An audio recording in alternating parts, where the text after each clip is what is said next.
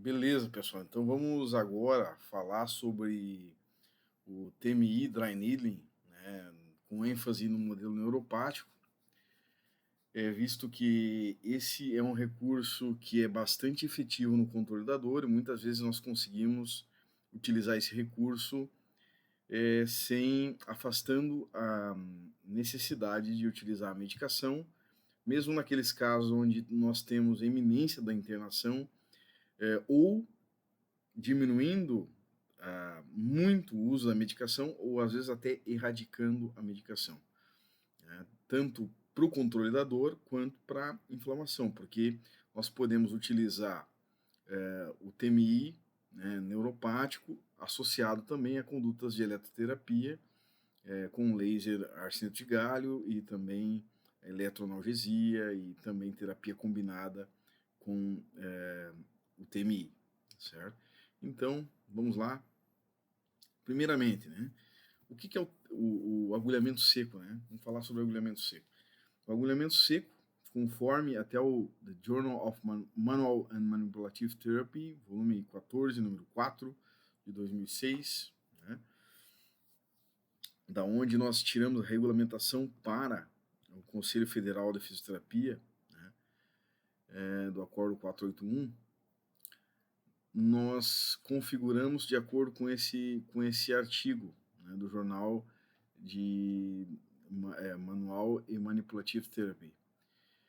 O que nós consideramos? Consideramos a definição que o agulhamento seco é uma técnica caracterizada pela inserção de uma agulha filamentar sólida sem medicação através da pele para tratar várias disfunções, incluindo, mas não se limitando à dor miofascial, recrutamento muscular, controle da dor musculoesquelética em geral, regeneração e recuperação de tecidos lesados e até mesmo quadros álgicos articulares. Então, considerando que o agulhamento seco, ele hoje utiliza sim uma agulha filamentar sólida, mas quando foi criado não utilizava uma agulha filamentar sólida. É importante lembrar que o agulhamento seco não veio da acupuntura, né? Ele veio do agulhamento de agulhas, né, de injetáveis, certo? Então quem desenvolveu o agulhamento seco foi a Janet Travel. A Janet Travel, ela desenvolveu o agulhamento seco porque ela estudava a dor referida, tá? Então, ao estudar dor referida, é muito importante entender o que é dor referida, né? Então, dor referida é um tipo de dor irradiada, tá? Mas não é qualquer tipo de dor irradiada. É um tipo de dor irradiada que não segue um padrão no trajeto do nervo, dermatômico, né? Não é um padrão de dermátomo ou miótomo, né? Então, isso gera muita curiosidade, muita pesquisa. Então, há muito tempo se pesquisa a dor referida justamente por não seguir esse padrão de irradiação pelo trajeto do nervo. Isso é curioso, isso é inexplicável, né? E faz com que muitos pesquisadores teorizem a respeito. Então, muita gente não entende a diferença entre dor irradiada neural e dor irradiada referida. Isso é bem diferente, tá? Então, a doutora Janet era uma pesquisadora da dor referida. E ela, então, ao pesquisar a dor referida, ela começou a fazer os agulhamentos, né? E começou a comparar e verificou que tinha pontos que promoviam, desencadeavam dor referida. Então, ela nominou esses pontos como pontos gatilho. Então, olha o que essa mulher fez, né? Ela cunhou o nome pontos gatilhos, trigger points, que é o que a gente usa até hoje, né? Então, ela cunhou o nome dry needling, agulhamento seco, e também cunhou o nome trigger points, que é pontos gatilhos. Então, uma grande cientista, uma grande clínica, uma grande pesquisadora, né? Graduou-se em 1926, fez residência no New York Hospital e conhecida por ser a médica do John Fitzgerald Kennedy, senador na época, depois presidente dos Estados Unidos. Enfim, ela acabou sendo a primeira médica da Casa Branca, médica do presidente, né? conhecida como a mãe do Trigger Points e também mãe do Dry Needling. Tá?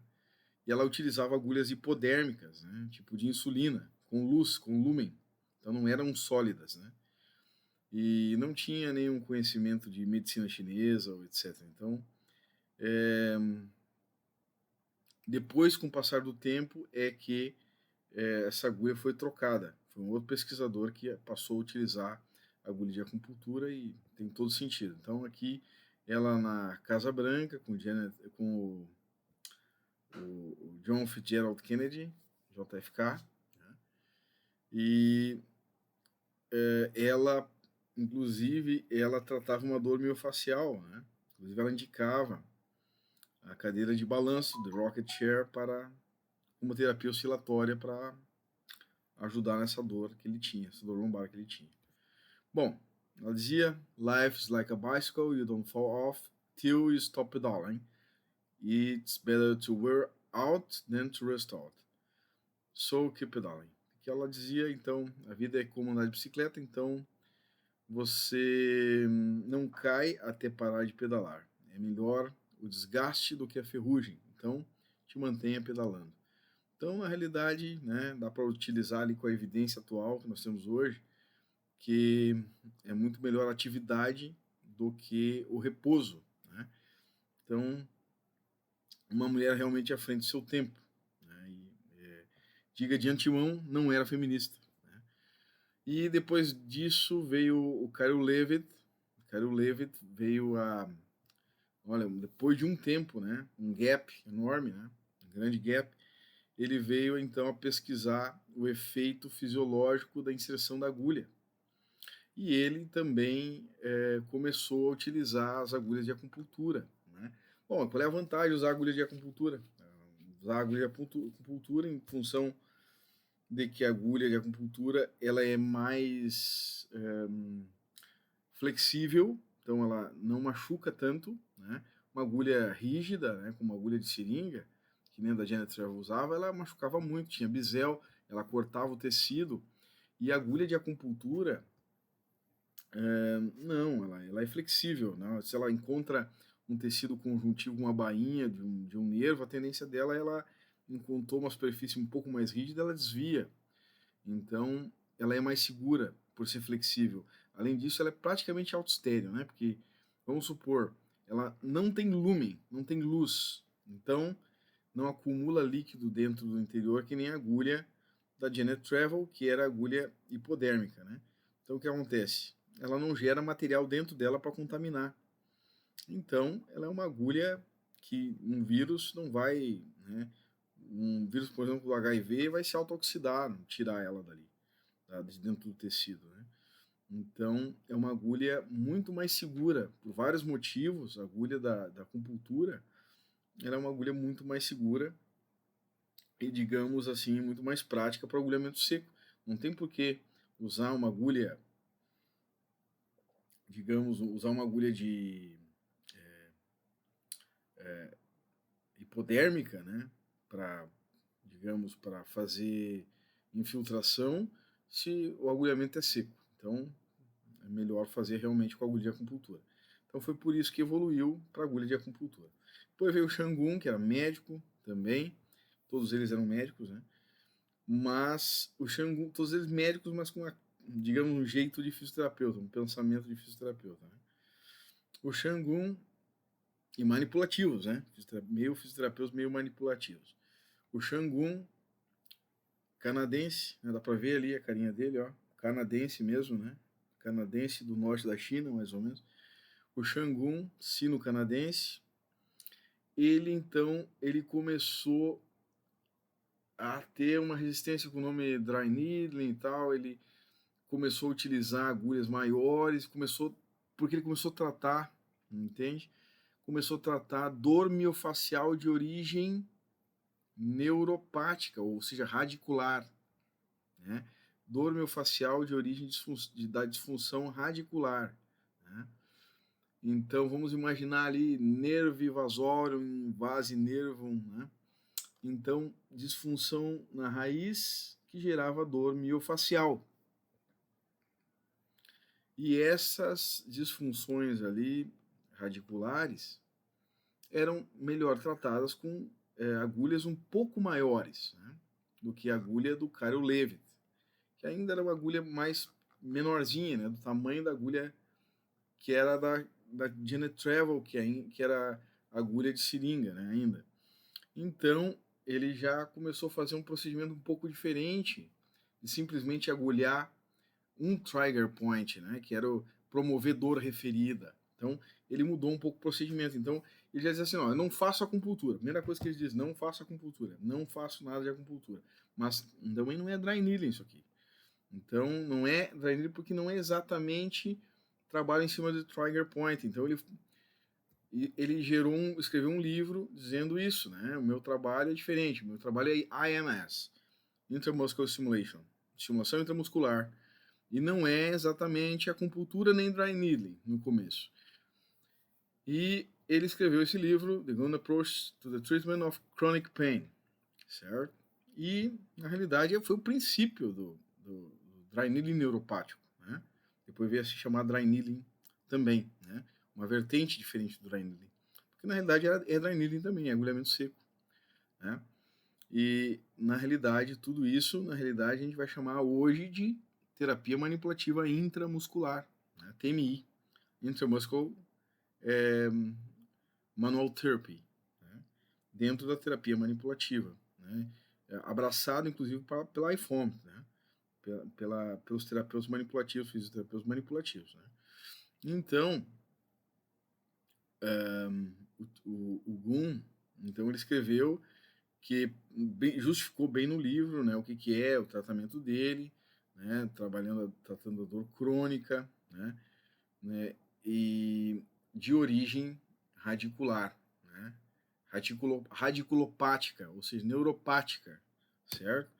E ele dizia claramente que a acupuntura era uma coisa que não precisava de diagnóstico médico, não tinha exame médico, né, a inserção de agulha era de acordo com a medicina chinesa, com meridianos, né, com 5 elementos, 8 princípios, né, Jinie, Xue, né, digamos, conceitos, digamos lá, filosóficos da medicina tradicional chinesa, e o IMS, que é o dry needling neuropático, ele era baseado realmente em conhecimentos ocidentais, né, de agulhamento médico, de clínica, de anatomia articular, etc. Né?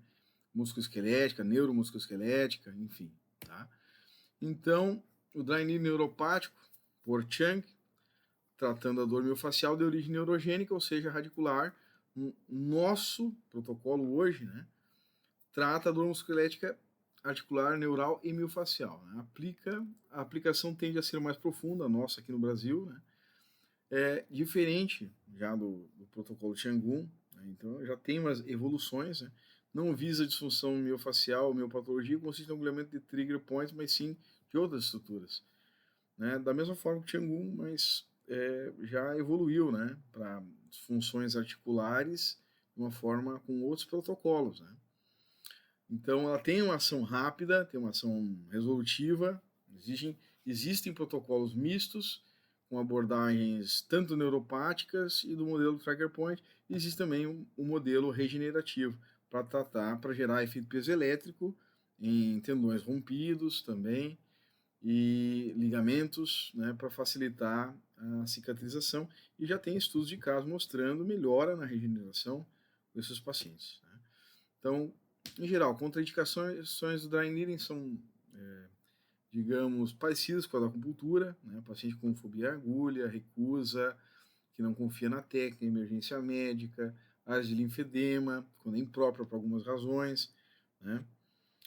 Digamos, tem algumas contraindicações que são relativas, daí tem que ser vista à parte, né? Nós temos considerações anatômicas, tá? Não existe uma inserção específica para cada agulha, a inserção depende da obesidade, da magreza do paciente, o ângulo que você vai colocar a agulha, né, atingindo a estrutura que você quer. Né? Nós temos que cuidar pulmão, pleura, né, apêndice, intestino, nervos e vasos, né? Dispositivos implantados, como principalmente com silicone, né? Cuidar para não furar a cápsula articular. A gente às vezes encosta na cápsula, né? Mas não fura. E órgãos também nós temos que cuidar, tá? O agulhamento neuropático, ele é muito mais profundo, ele vai no periósteo, vai em membrana interóssea, ele gera uma interferência muito cruel, justamente age como um bloqueio, né, sem medicação, né? Ele age, inclusive, perto das raízes, né, e sem medicação, tá? E a agulha, ela é muito segura, porque ela geralmente, ela é muito difícil. Eu trabalho há mais de 20 anos com esse tipo de agulhamento, nunca houve uma iatrogenia. E é realmente uma grande quantidade de pacientes que eu atendo, que a gente atendeu, né, no nosso serviço, até em nível hospitalar. Essa técnica foi feita dentro do hospital aqui regional, né, da cidade, e a nível, eu como coordenador do serviço já em nível regional, 6 anos atuei na área de traumato e utilizei a técnica dentro dos pacientes internados na área de traumato, pacientes com fraturas graves, ajudou bastante no controle da dor. Tá? Então, a agulha está aqui, nós usamos agulhas para neuropático. Tu não alcança se não for agulha mais comprida. Então, por exemplo, para agulhamento de regiões musculares mais ligadas para tratamento ciático, vai ter que ser uma agulha de 120 milímetros, né, aproximadamente. Então, isso aqui é o mandril e isso aqui é a agulha. Tá? E é isso aí. Então, a espessura, a gente acha que a espessura da agulha, né, tem de 0,40, existe na Europa. Quanto mais grossa, menos dói, por incrível que pareça. Quanto mais fácil você manipular a agulha, ela menos, né, melhor, né, não dói tanto. Tá? A agulha tem que ser segura, tem que cuidar se a agulha não vai quebrar. Existem agulhas que quebram, que são ruins, né? Então tem que cuidar disso. A agulha pode entortar à vontade, não tem problema, não pode quebrar. Tá? Então, é isso aí. Se vocês quiserem ler, fiquem à vontade. Tá? Tem agulhas polidas também. Tá? Então, nosso objetivo qual é? Controle da dor, né? Principalmente controle da dor. Muitas vezes o que o paciente precisa é controlador. Né? Tem situações que o paciente não consegue nem ser examinado. Então, em vez de dar medicação forte, a gente controla a dor do paciente. Não precisa dar medicação, o paciente controla a dor com isso. Né? Efetivamente, né? Ele controla a dor e eu consigo, no outro dia, verificar o paciente novamente, avaliar o paciente. E se não der certo, olha, mas 98% dos pacientes eu consigo evoluir para uma segunda fase. Então é muito difícil não ter o resultado que a gente espera. Né? Pacientes com iminência de internação, né? Falando desses pacientes, né? Geralmente os pacientes que a gente não pega é os que têm caldequina, né? Então a gente não vai pegar esses pacientes, tá? E mesmo se aparecer, dá para controlar até a cirurgia, tá? Dá para ajudar no controle da dor, tá? Pelo menos. Não é contraindicado usar um paciente com caldequina, tá? São poucas contraindicações, paciente com dor, né? Então, nosso objetivo é relacionar o diagnóstico neuromusculoesquelético com a prática clínica no agulhamento seco, principalmente o neuropático. Então, nossa abordagem no agulhamento trigger point, né? E também neuropático. Para a resolutividade, associamos protocolos de intervenção direta e indireta. Conhecimento de ação neuroreflexica é fundamental e se aproxima da fundamentação quiroprática. Então, utilizamos muito essa aproximação. Tá? No neuropático, nossa abordagem específica e resolutiva da anilha neuropática baseia no princípio da função do sistema nervoso como capaz de promover homeostasia. Mas nós realmente disfuncionamos o sistema nervoso periférico e geramos como se fosse um bloqueio para a dor. Né? Bem parecido com um bloqueio, só que sem medicação. Né? O que um bloqueio faz? Né? O que um corticoide faz? Né?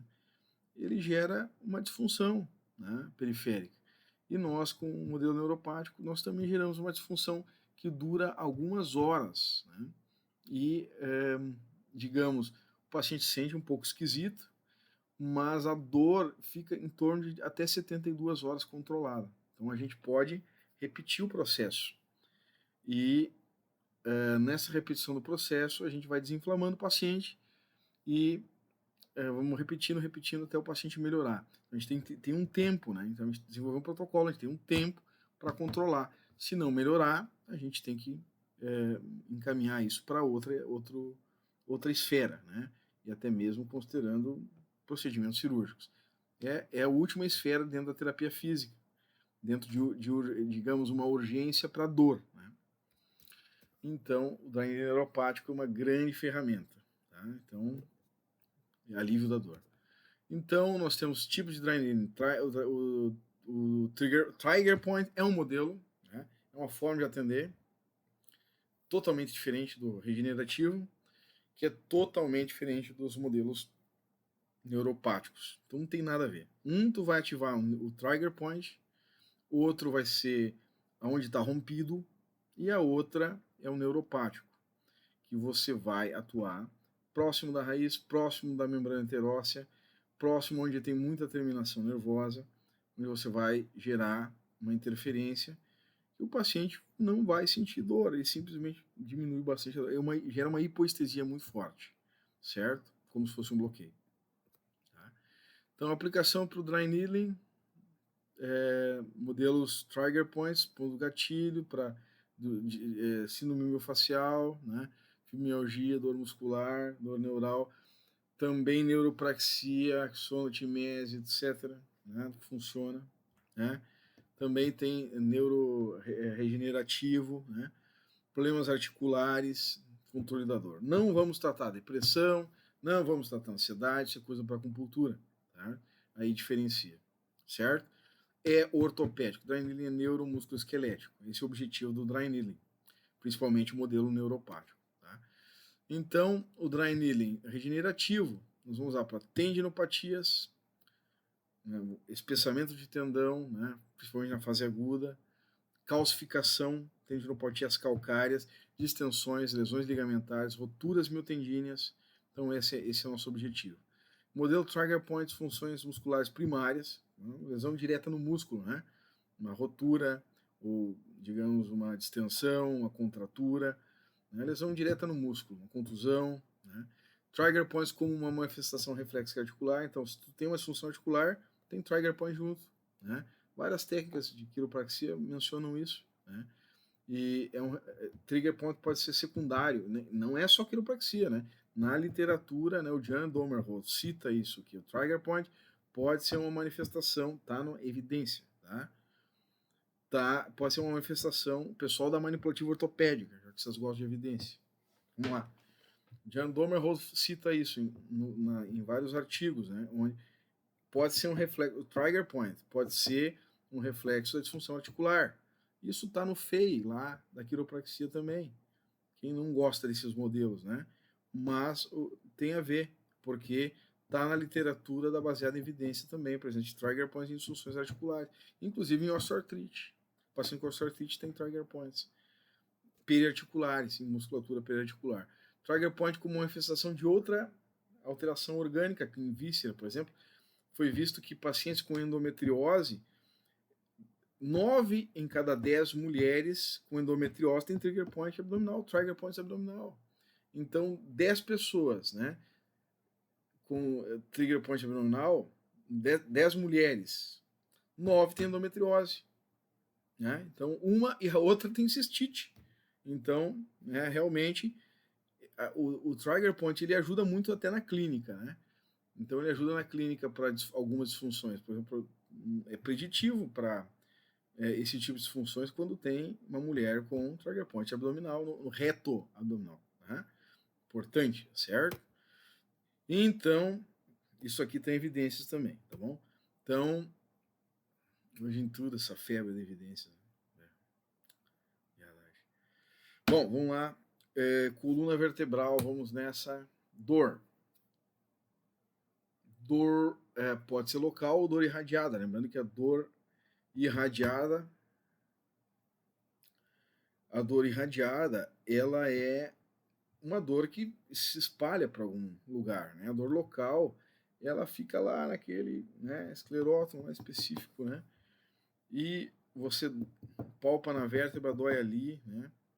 A dor irradiada, né, digamos ali, a dor irradiada, ela é uma dor que corre, né? Digamos, essa dor irradiada, ela pode ser um padrão neural associado à distribuição do nervo e perda da sensibilidade dermatômica ou perda de força miotômica. Então, ela está associada, então, ao padrão neural. E neste caso, então, é uma neurite, certo?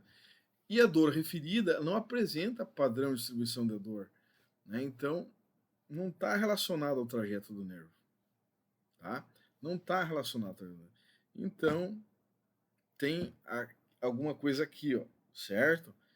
Córtex singular anterior, hipotálamo, né? Experiência dolorosa e sensibilização central, periférica.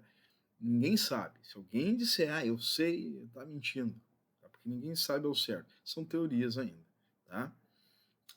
Evidências, né, de algumas coisas se tem. Né? A teoria mais aceita é de sensibilização central e periférica hoje, né? Mas desde a Janet Trevor, desde antes da Janet Trevor está estudando isso aí, essa dor referida, que é uma dor irradiada que não segue para o trajeto do nervo. Tá? Dor local, né? Nós vamos tratar com Drainilina neuropática, é possível sim também. Nós vamos fazer, né, técnicas que vão atuar na articulação também e vão influenciar no controle da dor, né? Lembrando que, no caso, a dor discogênica, ela pode ter um resultado muito efetivo, né? Porque nós temos ali o nervo de Luschka, né? Que ele vai ser um dos ramos da raiz, a mesma raiz que também manda ramos aqui para o nervo, para o músculo, os músculos paravertebral e multifídio. Então, quando a gente coloca, né, a agulha próximo ali essa raiz, né, aqui próxima, bem aqui, é que nós conseguimos fazer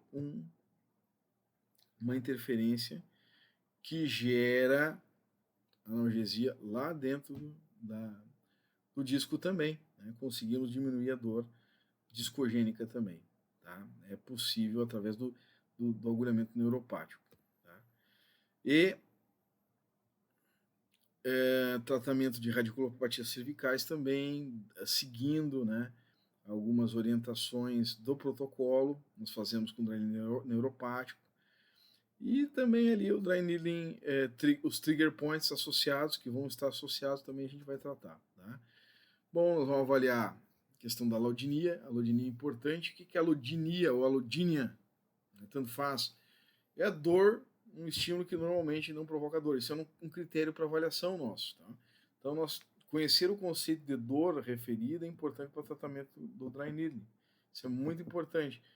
E, digamos, a dor referida, a quantidade de dor referida, é um sinal de atividade da disfunção muscular, do trigger point e da taut band, banda tensa, certo? Do ponto gatilho da banda, que pertencem à disfunção muscular, os quais a gente quer liberar com agulha. Então, controlar a dor e liberar com agulha. Então, tanto para o dry needling neuropático, trigger point, e também para a liberação neuroreflexica. Então, nós vamos observar isso, certo? O dry needling, efeitos do agulhamento, né? Nós temos efeito corretivo, biomecânico sobre as estruturas miofibrilares e conjuntivas, efeito circulatório, promoção de relaxamento reflexivo após o local twitch response. Tem gente, muita gente falando aí que não precisa ter o LTR, vai ter efeito igual, mas na minha opinião o LTR dá mais resultado. Perturbação transitória da função neural, promovendo analgesia musculoesquelética, efeito analgésico local, liberação de adenosina e outras substâncias, efeito analgésico sistêmico, devido à liberação de várias substâncias, entre elas opiáceos endógenos, dinorfina, encefalinas, né, e outros, né, e modulação da reparação tecidual através do efeito piezoelétrico. Tá? Então, ele pode ser superficial e profundo, acima da face ou abaixo da face, a gente vai dizer superficial ou profundo. Tá? Então, nós vamos aplicar diferentes modelos de dry needling, trigger point, neuropático, regenerativo. O objetivo aqui não é ensinar técnica, né? O objetivo aqui é comentar sobre ela.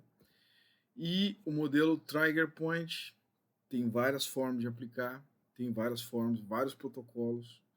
Tem protocolos ligados ao modelo de liberação reflexica, tá? A técnica de liberação reflexica, né? Tem modelos que vão ser modelo Let It Go, que a gente chama de Let It Go, que você vai lá, 3 minutos, manipula e manda embora, né?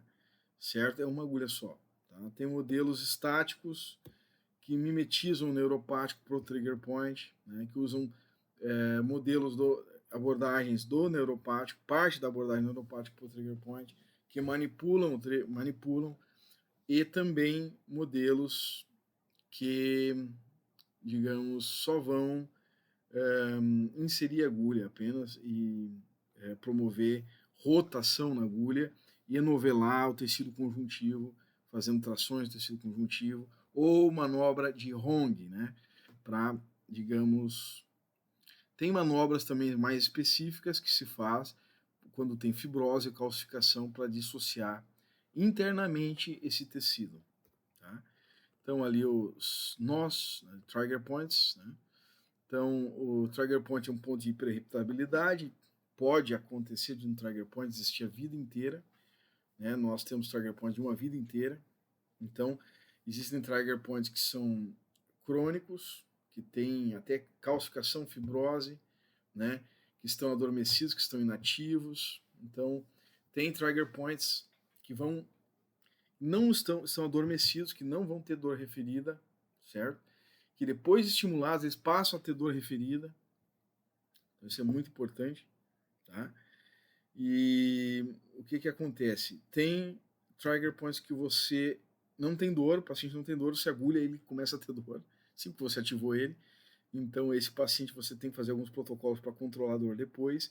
Só que esse trigger point ele estava afetando a mecânica do paciente. Às vezes, numa escápula que não mobilizava corretamente, né, que estava interferindo na biomecânica articular, né, porque gerava uma tensão. Né, então, várias coisas. Né. Então, associada a vários componentes eu posso estudar, associada à soluçação, né, associada a condições de osteoartrite do ombro, né? Eu posso vincular com os modelos de subluxação, porque a miopatologia, né, disfunção miopática, né, disfunção de bandas tensas trigger points está associado ao modelo de subluxação. Eu posso correlacionar isso, tá? E eu posso também, nesse aspecto a filosofia funciona muito bem com a clínica e com a evidência, funciona muito bem, certo? Então a filosofia quiropráxica, né, na minha opinião, ela pode ser, ela não precisa estar outdated, ela pode se atualizar, certo? Ela pode estar sempre atualizada, né? E a filosofia produz ciência. Tá? Podemos também desenvolver trigger points, pode existir trigger point associado ao osteoartrite, né? Quadril, ombro, joelho. O trigger point pode agravar sintomas da doença, né? Também, inicial, e associado a condições viscerais, como a gente já falou, trigger points, em endometriose, trigger points abdominais, etc. Situações viscerais, como a gente já mencionou. Tá? A situação de oxygen starvation é o seguinte: quanto mais trigger points eu tenho, mais contrações, mais bandas tensas, né, mais contração, mais acotovelamento de vasos, né? E aí, mais acotovelamento de vaso, mais hipóxia regional. Essa hipóxia regional gera oxygen starvation. Mais oxygen starvation significa menos suporte metabólico e faz com que haja menos possibilidade de tirar o cálcio de dentro da célula. Tirando menos o cálcio dentro da célula, mais hiperatividade. Então isso perpetua e forma filhotinhos, né? Então, um trigger point ele gera trigger point gera trigger point satélites, né? Então, um latente vai gerando outros ativos menores e assim por diante, tá? Então, diferentes trigger points de tender points, importante, né? Os tender points é dor localizada, trigger points é só no músculo, pode dar em qualquer músculo. Não existe mapa de trigger points que seja fidedigno, não existe. Tender points é mais fácil, porque eles são simétricos. Os trigger points podem ter em qualquer músculo, certo? Qualquer músculo pode ter trigger point e pode ser de um lado e não ser do outro. Tender já é diferente. E tender pode estar em coxinha de pouso, em bursa, junção miotendínea, né? Almofada de gordura. Já o trigger point é só no ventre, tá? Só onde tem músculo, certo? Trigger point só no músculo, não tem banda tensa. Trigger point precisa estar dentro de uma banda tensa muscular, tá? Então, nós temos aí o local twitch response, que é a contração involuntária. Principalmente quando a gente agulha, a gente vai ter, digamos, a sinalização de um LTR, né? O dedilhar local, né? Com a pressão, né? Vai também gerar esse LTR, local, não somente o agulhamento, né? E depois dessa contração, né, do músculo, que é um reflexo, a tendência é ter um relaxamento. Tá? Esse relaxamento é o nosso ganho, tá? Os trigger points, como eu falei, podem ser ativos ou latentes. Eles podem, né, ser, digamos, os ativos são os agudos, os latentes são os crônicos. Os ativos, eles podem ser espontâneos, os latentes, eles adormecidos, podem não ter dor referida. Depois de um tempo estimulados, eles desenvolvem dor referida, né? Os ativos são mais sensíveis à estimulação, assim por diante, né? Tá? Quanto maior a extensão da dor referida, também significa que ele está mais ativo. E também ele pode significar, se ele é secundário a uma lesão articular, que tem mais lesão articular ali, certo? Ou mais lesão visceral ali, se ele é secundário a uma lesão visceral. Então, ele é uma sinalização. E observar bem a clínica, né, do paciente relacionada com o trigger point, vai prestar muita atenção nisso. Tá? Então, isso é muito importante. Porque se tiver muita dor, tu sabe que aquele trigger point é secundário, uma osteoartrite, uma gonioartrose, uma gonioartrite. Então, se estiver muito ativo é porque está muito inflamada a articulação. Tá? Ele é só um sinalzinho do que está acontecendo ali na articulação. Tá? Então, o trigger point model, tá? Eu não vou citar, o objetivo não é explicar a técnica aqui, tá? Então, o objetivo é, já expliquei o que é dor referida, então podemos ter, olha que incrível, né? Eu posso ter falta de força na dor referida? Posso. O problema é que não segue o miótomo, tá? Diferente da irradiada, que segue o padrão dermatomiótomo, aí é diferente. Aqui eu posso ter fraqueza, né? Eu posso ter disfunção, né, de sensibilidade, mas ela não segue miótomo, né, nem dermátomo. Então esse é o padrão, né? Então a distribuição é essa coisa aí, tá? Pode ser de um jeito, pode ser do outro, não tem regra, tá? Toca numa região, dói outra e não tem um nervo levando esse caminho, certo? Então é isso. Nós temos também facilitação simpático-reflexiva, né? Isso significa que eu posso agulhar e melhorar edema do meu paciente, isso é interessante, tá?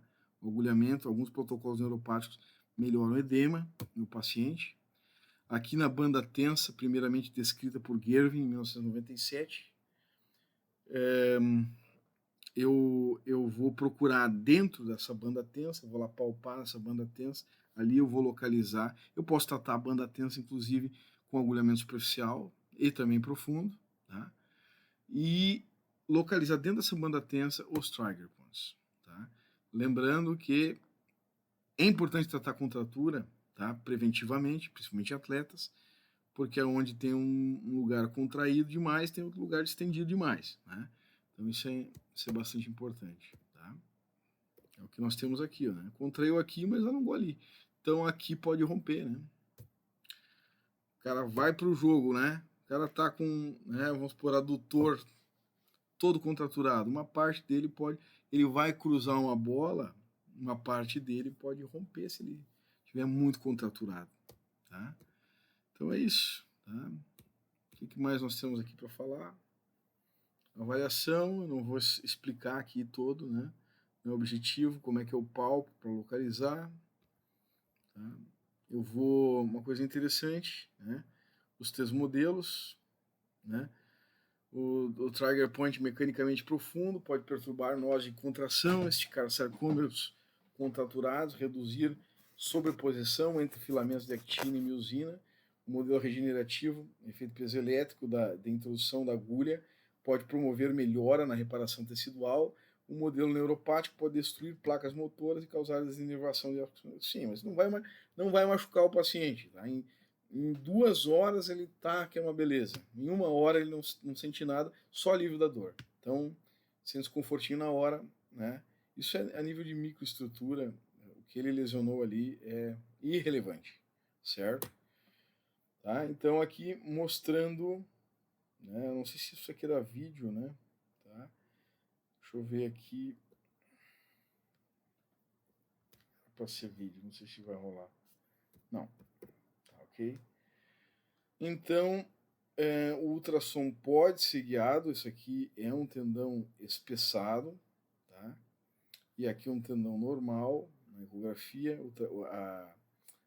O agulhamento também pode ser feito guiado, né? Hoje em dia existem equipamentos portáteis que facilitam muito esse trabalho para fazer o agulhamento guiado, né? Deixa eu ver aqui, ó. No dry needling regenerativo, né, a pressão mecânica exercida com agulha pode polarizar eletricamente o músculo e o tecido conjuntivo e transformar o esforço mecânico em atividade elétrica, o que é necessário para a remodelação do tecido, segundo Liboff. Tá? Então, uma base para o dry needling regenerativo. Né? Então, por isso a gente pode, olha, colocar a agulha aqui, ó, embaixo do tendão, né? Aqui é o tendão espessado e aqui foi colocada a agulha embaixo do tendão. Dá para ver claramente, tá? Aqui, ó, vamos colocar aqui, é o tendão espessado e aqui é um tendão normal, tá? E aqui nós temos o mesmo tendão espessado e aqui passando a agulha embaixo, tá? Para mostrar o que é um agulhamento de tendinopatia com espessamento de tendão, né, guiado. Tá? E aí seria mais ou menos a mesma coisa aqui, tá? Uma tendinose. Né? E pode acionar a eletroterapia. Né? Combinar com estimulação elétrica, né? Um laser ASGA, né? Eletrotermofoterapia, né? Com vários protocolos, né? Que no caso, dentro da formação, a gente explica. Né? Então, parâmetros são usando o TNS interferencial. Não vamos usar correntes despolarizadas, não vamos usar aparelho de acupuntura, nós vamos usar equipamentos de fisioterapia mesmo, né?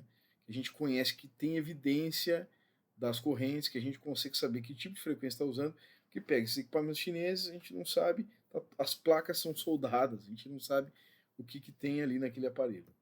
Então a gente usa equipamentos que a indústria internacionalmente expõe qual é a frequência. Existe estudo científico mostrando o que aquele comprimento de onda faz na biologia. Sabendo que quando a agulha, então, ultrapassa, né, as barreiras biológicas, o que vai acontecer? Não tem impedância, né? Então, né, nós vamos ter um efeito muito mais intenso. Né? Então, nós vamos ter um resultado muito mais forte. Né? Podemos associar com terapia combinada, com ultrassom, com vários equipamentos. Né? E, digamos ali, nós vamos utilizar aqui, né, ultrassom, né, e dry needling, né, nós vamos utilizar assim, ó, antes, né, indicar trigger points latentes, difícil de solução. Trigger point de uma vida toda, né? Amplificar, o que nós vamos fazer? Amplificar o efeito do dry needling. Então, antes, pulso contínuo. Tá? Vamos promover diatermia.